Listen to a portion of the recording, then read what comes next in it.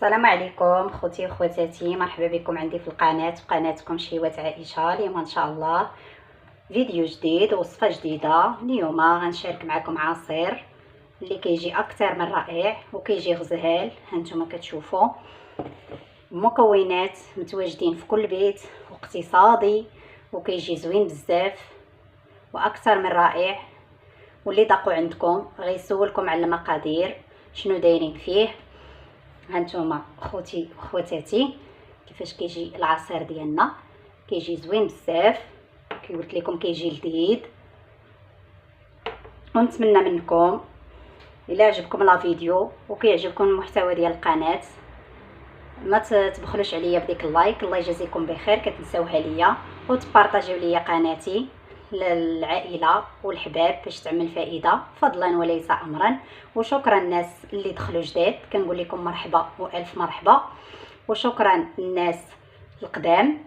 ودابا غندوزو نشوفوا المكونات ديال هذا العصير اللي كيجي اكثر من رائع. غنحتاج فيه واحد جوج بنانات، واحد الحامضه كبيره، واحد جوج ليمونات.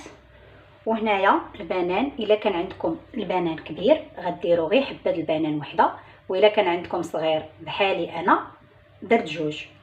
وبالنسبه للحامض حتى هو الا كان عندكم الحامض كبير بحال هكا صافي غديروا غير وحده، كان عندكم صغير غديروا جوج حامضات وجوج ليمونات.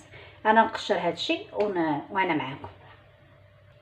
هنا من بعد ما قشرتهم غادي تحاولوا هاد الليمونه الحامض تحاولوا تحيدوا لها هاد القشره البيضاء، ضروريه. هذه هي اللي كتمرر العصير وكيجينا العصير مر، ضروري تقشروها مزيان. صافي دابا غنقطعها هكا دوائر باش الا كان فيهم شي عظم او اللب ديالهم خصني نحيدو، حيت الا خليتو غير شي عضيه راه غيجي لكم العصير مر. هانتوما كتشوفوا يعني هاد الحامضه راه فيها العظومه ها هو. وغنقطع حتى الليمون بنفس الطريقه باش حتى هو نتفادى ما يكونوش فيه العظومه هكا.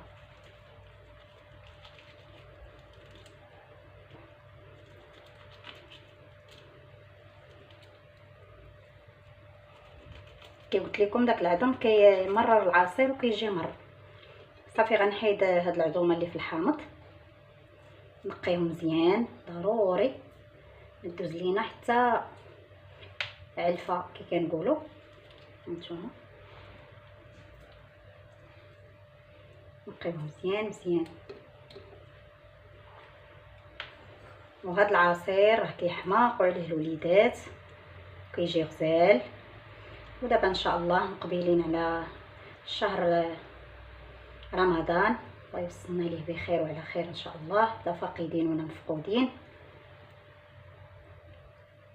وكنحتاجوا هكا عواصير يكونوا اقتصاديين وكيجيو زوينين.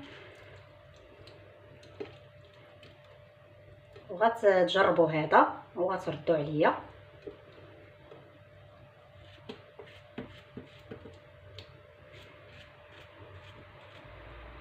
وعندي العواصير اقتصاديين وكيجيو زوينين. الا بغيتوني نشاركهم معاكم خليوها ليا في التعاليق ونشاركهم مع خوتي وخواتاتي، علاش لا. اقتصاديين وكيجيو ساهلين. صافي دابا منين نقيت هاد الليمون مزيان من العظومه والحامض، هنايا غناخد الكاس، غناخد الكاس ديال الخلاط وغندير فيه هاد الليمون والحامض. كنحيد الليمون هذا اللب هذا اللي كيكون داخل كنحيدو صافي. وغندير كلشي في الكاس الخلاط هكا. ردوا البال غير مع الحامض ما يبقاش ليكم فيه العظومه، هذاك هو اللي مشكله.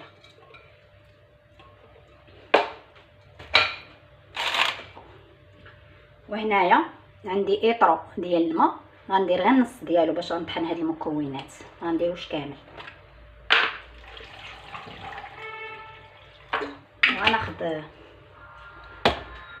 ناخذ السكر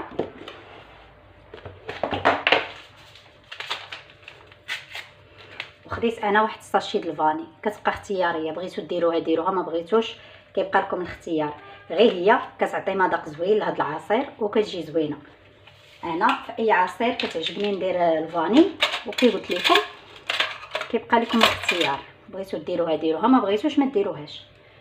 صافي هنا غندير انا السكر، غندير واحد 4 معالق هكاك، والسكر كيبقى لكم على حسب الذوق.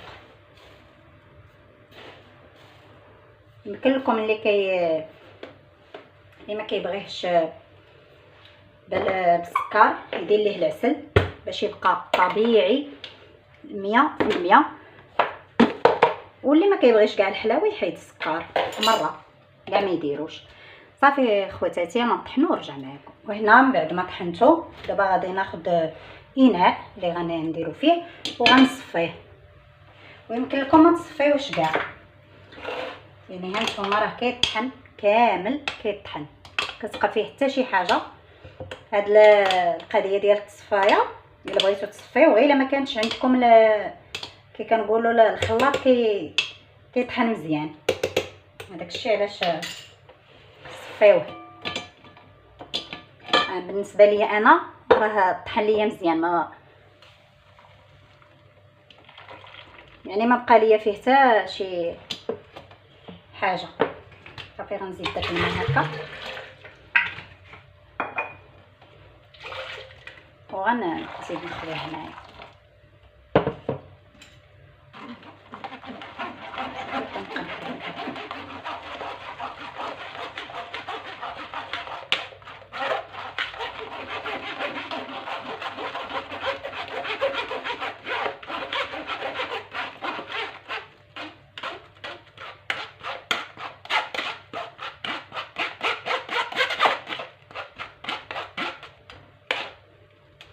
هانتوما يعني كيطحن مزيان ها، ولكن واخا هكا صفيتو انا.